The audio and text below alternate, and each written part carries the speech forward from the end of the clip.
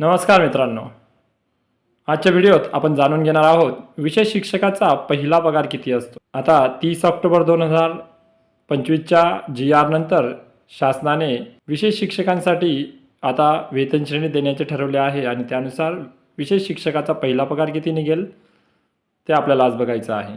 सुरुवातीला आपण शासन निर्णयाचा तो टेबल बघून घेऊया, ज्यामध्ये शासनाने वेतन श्रेणी ठरवून दिलेली आहे की काय शिक्षण राहिलं तर आपल्याला विशेष शिक्षकाला कोणता पगार मिळू शकतो।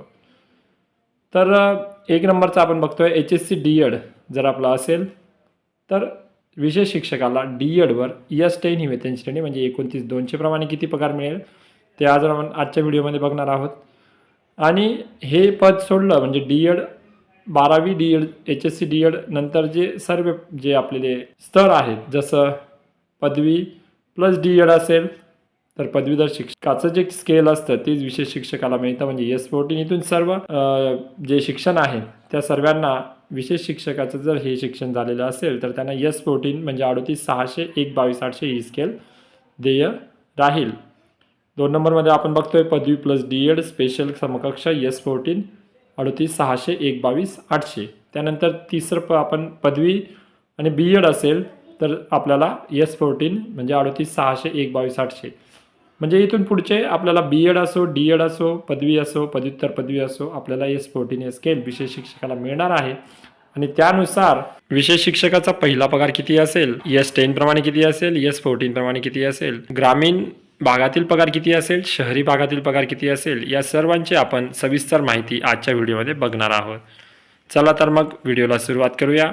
सर्वात आधी आपण बघूया जर आपलं HSC DED जर शिक्षण असेल तर आपल्याला पूर्ण पगार किती मिळेल।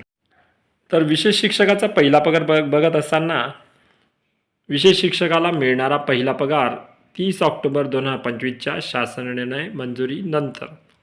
आता आपण HSC DED प्राथमिक शिक्षक पहिला पगार जर आपण बघितला म्हणजे HSC DEDचा प्राथमिक शिक्षकाला जो पगार मिळतो तोच पगार जर विशेष शिक्षकाचं DED जर झालेलं असेल तर त्याला प्राथमिक शिक्षकाला जी वेतन श्रेणी दिली जाते S10 त्याप्रमाणे आता बेसिक जे असतं त्याचं ते 29,200 असतं।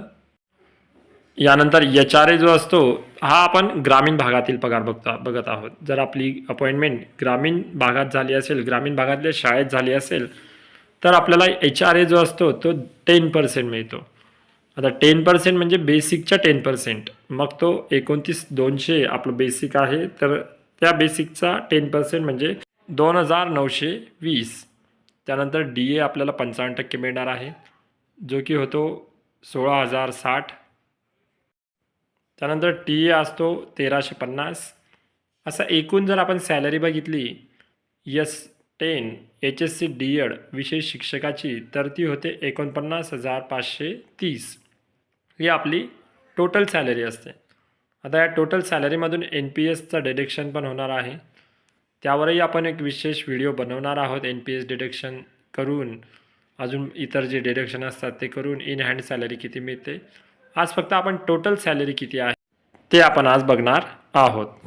तर टोटल सॅलरी मिळणार आहे 49,530। यानंतर आपण शहरी भागात सिटी लेवलला जर HRA 20% मिळाला तर आपल्याला किती पगार मिळणार, तर त्यामध्ये फक्त आपल्याला HRA 20% होणार आहे, बाकी सर्व फिगर्स तसेच असणार आहे आणि एकूण सॅलरी आपल्याला मिळणार आहे 52,450। म्हणजेच आपल्याला जवळजवळ 3,000चा डिफरन्स आपल्याला शहरी आणि ग्रामीण या पगारात आपल्याला HSC DED विशेष शिक्षकाच्या पगारात आपल्याला पाहायला मिळणार आहे। यानंतर जर विशेष शिक्षकाचं BED असेल आणि BED असल्यानंतर आपल्याला S14 ही वेतन श्रेणी मिळत असते। आता S14 या वेतन श्रेणीचं जे बेसिक असतं ते 38,600 आणि 1,22,800 असं बेसिक असतं। तर त्याची बेसिकची सुरुवात 38,600चं पहिलं बेसिक आपलं असतं। त्याला जर HRA 10% ग्रामीण भागाचा जर आपण विचार केला तर 3,860 हा HRA असतो आणि DA 55% आहे तर तो 21,230 DA आणि TA म्हणजे ट्रॅव्हलिंग अलाउन्स आपल्याला 1,350 म्हणजे 1,350 मिळणार आहे। तर असा एकंदरीत तो पगार आपल्याला विशेष शिक्षकाला S14 या वेतन श्रेणीप्रमाणे 65,040 असा पगार आपल्याला पहिला पगार मिळणार आहे। यानंतर जर आपण बघितलं तर हा ग्रामीण भागाचा पगार आहे. आणि HSC DED शिक्षक आणि BEd शिक्षक यांच्या पगारात हा आपल्याला जवळजवळ 15 ते 16 हजाराचा डिफरन्स पडताना आपल्याला दिसत आहे. यानंतर आपण बघणार आहोत, जर शहरी भागात S14 वेतन श्रेणी जर मिळाली आणि शहरी भागात मग HRAमध्ये परत 10%चा डिफरन्स होणार आहे. HRA इथं आपल्याला 20% मिळणार आहे. तर 20% HRA प्रमाणे इथं आपला पगार 7,720 HRA म्हणजे आपल्याला डबल HRA मिळणार आहे 10% to 20%. आणि त्यामुळे आपल्याला पहिला पगार शहरी भागात जर आपली अपॉइंटमेंट झाली असेल तर 68,900 म्हणजे 68,900 इतका पगार आपल्याला पहिला पगार S14 वेतन श्रेणीप्रमाणे मिळणार आहे. तर आपण या व्हिडिओमध्ये विशेष शिक्षकाचा पगार बघत आहोत.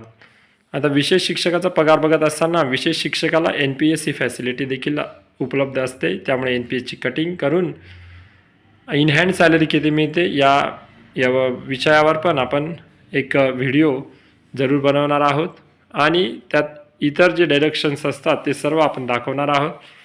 त्यानुसार मग विशेष शिक्षकाचा आजच्या व्हिडिओमधला जो पगार आहे हा टोटल सॅलरी आहे. टोटल सॅलरीमधून कोणत्याही प्रकारचे डिडक्शन आपण या व्हिडिओमध्ये पगारात दाखवलेले नाही.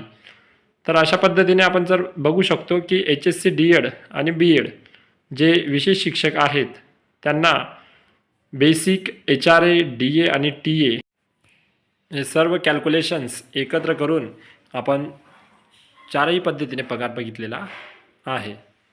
तर तुम्हाला जर हा व्हिडिओ माहितीपूर्ण वाटला असेल आणि दिलेली माहिती जर आवडली असेल तर व्हिडिओला शेअर करा, जेणेकरून विशेष शिक्षकांना तसेच जे विशेष शिक्षक होऊ इच्छितात त्यांना पहिला पगार शिक्षक झाल्यानंतर किती मिळतो याची माहिती पूर्ण मिळू शकते आणि त्यांना माहितीचा फायदा होऊ शकतो.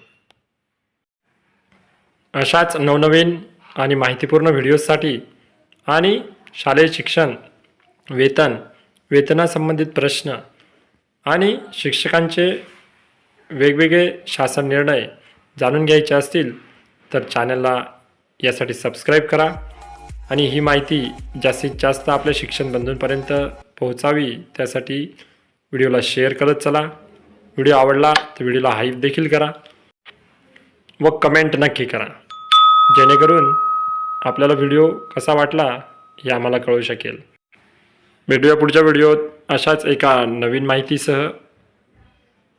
धन्यवाद.